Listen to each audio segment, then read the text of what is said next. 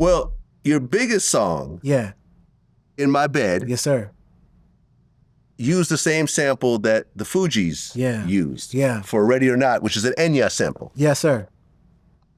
Did you feel like you had something when you made that? Yes, I did. So what? Okay, so during this time, I was still filming Power, and I wouldn't have that much time to go and record music. So what I'd have to do is I'd have to film, then hope that I get a 3-4 day weekend or a 3-4 day slot to go do something else and musically. And it was just like, all right, the label's like, yo, we don't have a single. Bro, what are you gonna do? How are we gonna do this? You don't have that record. We gotta turn this in. What can you do? I said, all right, cool. So I called Harmony Samuels, a brother of mine, incredible producer. And I was like, bro, I need something fast, man. I don't have the single. We got the project. I don't have the single.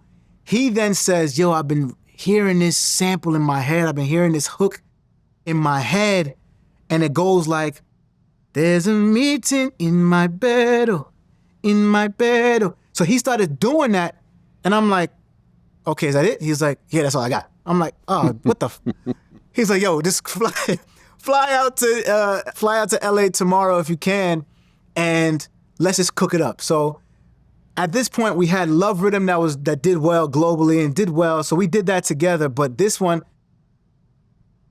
2-3 songs that night, it wasn't hitting, and we landed on In My Bed, and it was just like, oh, what the hell did we just do? We just created something special. And I tell my team and I tell anybody that asks, I'm like, the fact that I've been able to make these big records under a time crunch and not having as much time as other artists to make these type of records, I can only imagine what it'd be like if I literally was able to just focus on an entire project and not do anything else but just be a musician. Because I had 2 days and I made a record that's platinum, you know? So now for me, it's like, yo, give me time and I'll do that. And that's why this actual album that we're working on now is so special to me, because I've had a year and almost 4 months to make something and take my time and really cultivate it and just enjoy making the music and be hands-on as possible and write what I feel, write with the life that I've lived and tell my story. It's like a breath of fresh air, because you've made 2 platinum records, bro, when the label has said, hey, we got 2 days for you. That's cool. But now that's why I feel like we really have the album of the year, because I've been able to do it myself with my writing partner and my brother and my manager, Punch, where we've been able to make this happen cohesively.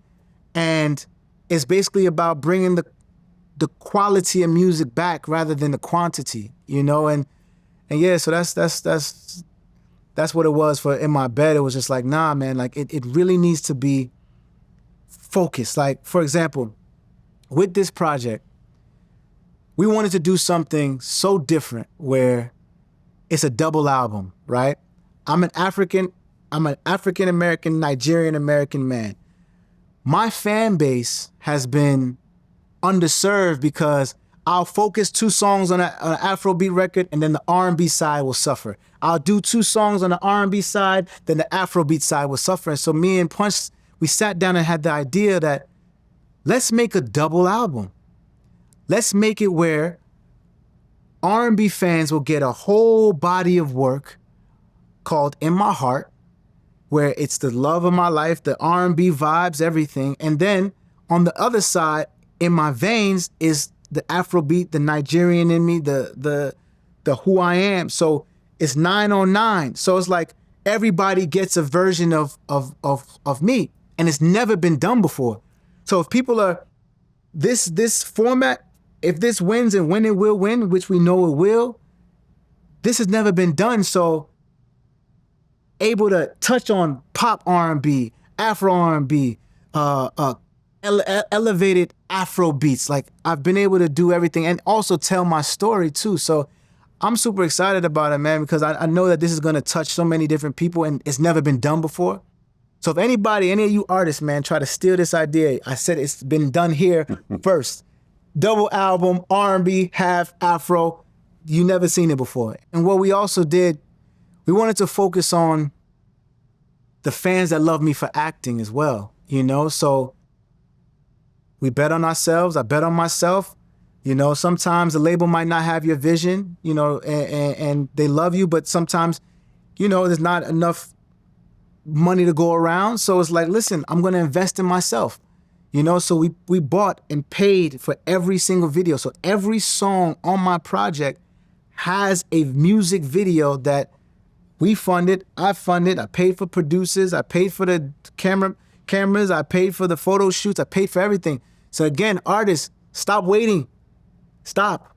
Invest in yourself, man, because the win comes back to the home team. And what we did was tell a story and you know, and service different sides of music, because there's no quality anymore, bro. There's no quality. So we made sure that every song told a story, a different narrative. People will leave there having 2, 3 of their favorites because they're visually seeing the connection. There's a half R&B, half Afro double album.